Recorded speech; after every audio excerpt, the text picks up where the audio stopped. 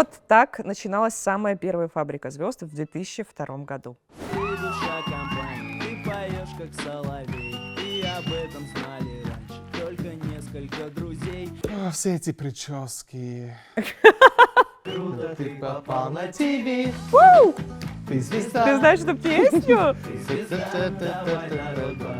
Круто ты попал на ТВ. Весело, что? Миленько даже, мне кажется. Ты звезда, давай народу